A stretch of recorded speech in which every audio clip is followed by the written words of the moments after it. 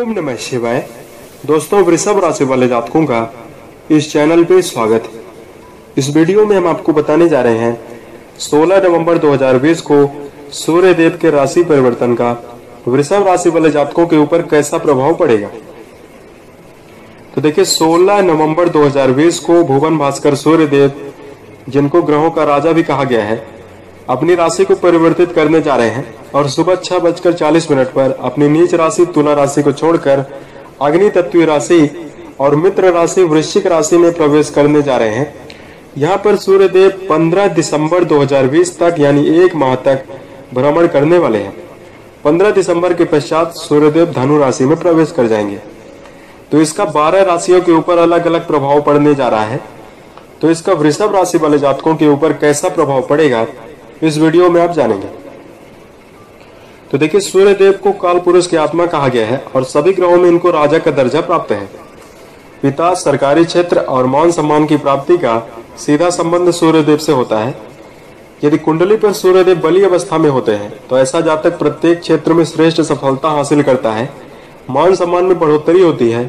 सरकारी क्षेत्र में कम प्रयास करने पर ही सफलता प्राप्त हो जाती है। वह जातक शारीरिक रूप से काफी बलवान होता है। कुंडली पर पीड़ित अवस्था में यदि सूर्य हो तो आंख से संबंधित समस्या, ब्लड प्रेशर, मिर्गी आना, मान सम्मान में कमी देखने के लिए मिलती है। साथ में सरकारी क्षेत्र में कम सफलता प्राप्त होती है। अब मान सम्मान का मतलब यह हुआ कि जातक जहां जाएगा, चाहे समाज हो, चाहे परिवार हो, चाहे कार्यस्थल पर हो, उसे किसी कार्य के बहाने मान सम्मान जरूर मिलेगा। किसी भी व्यक्ति का आत्मबल देखना हो, निर्णय लेने की क्षमता देखनी हो, सम्मान प्राप्ति होगी या नहीं होगी, यह सूर्यदेव की स्थिति को कुंडली पर देखकर ही जाना जाता है। यदि कुंडली पर कई ग्रह कम प्रभावी अवस्था में हो, केवल एक ग्रह सूर्य यदि मजबूत अवस्था में होते हैं तो जीवन में प्रत्येक क्षेत्र में श्रेष्ठ सफलता प्राप्त होती है। अब आइए हम आपको बताते हैं इसका वृषभ राशि वाले जातकों के ऊपर कैसा प्रभाव पड़ने जा रहा है। यह फलादेश आपके चंद्र राशि पर आधारित है, तो आप इसे इसी आधार पर देखें। वृषभ राशि वाले जातकों, सूर्यदेव का गोचर आपके राशि के सप्तम भाव में होने जा रहा है। सप्तम भाव से जीवन साथी, पार्टनर से विवाह के बारे में विचार किया जाता है। ऐसे जातक जो व्यापार में, साझेदारी में व्यापार कर रहे हैं, उनको इस समयावधि में सावधान होकर चलने की आवश्यकता होगी, क्योंकि आपके वाणी में कड़वाहट उत्पन्न हो सकती है और वाद विवाद की स्थिति आप उत्पन्न कर सकते हैं।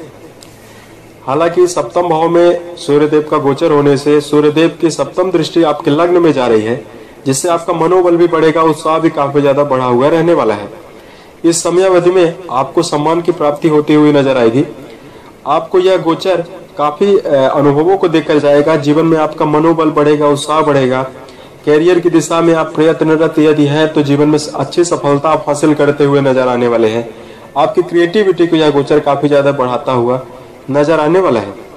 वैवाहिक जीवन के लिहाज से अगर कहा जाए तो वैवाहिक जीवन में भी आपको सावधान होकर जरूर चलने की आवश्यकता होगी, क्योंकि कुंडली पर सप्तम भाव में जब सूर्यदेव प्रभावी होंगे तो यहाँ पर गलतफहमी और प्रियजनों के साथ उत्पन्न हो सकती है। आपके प्रेमी या प्रेमिका के साथ गलतफहमी की संभावना उत्पन्न हो सकती है। यहाँ पर आपको ध्यान देकर जरूर चलने की आवश्यकता होगी। अन्य वृषभ राशि वाले जातकों की बात की जाए तो व्यर्थ के बातों में इस समयावधि में आपको न उलझकर जीवन में आगे बढ़ने की आवश्यकता होगी। हालांकि आपको भाग्य का साथ मिलता हुआ दिखाई देगा। धन आगमन की संभावना जीवन में बनेगी। भौतिक सुखों में वृद्धि होती हुई भी नजर आने वाली है।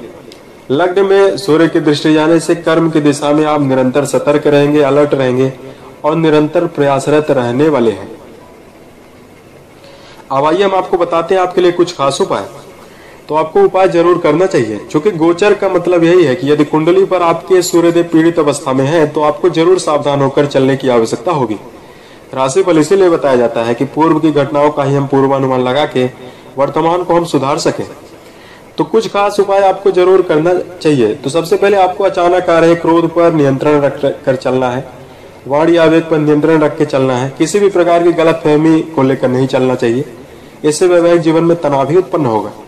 प्रत्येक दिन ओम सूर्याय नमः मंत्र का जप करना आपके लिए श्रेष्ठ रहने वाला है। सूर्य नमस्कार आप जरूर करें।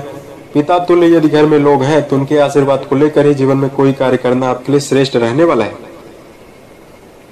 साथ में सूर्योदय के पूर्व आप सोकर उठ जाएं और स्नान के पश्चात सूर्यदेव को जल अर्पित करना या जल अर्घ्य देना आपके लिए श्रेष्ठ रहने वाला है। इससे कुंडली पर यदि पीड़ित अवस्था में सूर्यदेव है और पीड़ित सूर्य के सभी लक्षण आपके राशि से दूर होते हुए भी नजर आएंगे। उम्मीद है ये जानकारी आपको अच्छी लगी।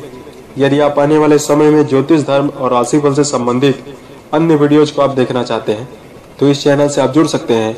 ओम नमः शिवाय।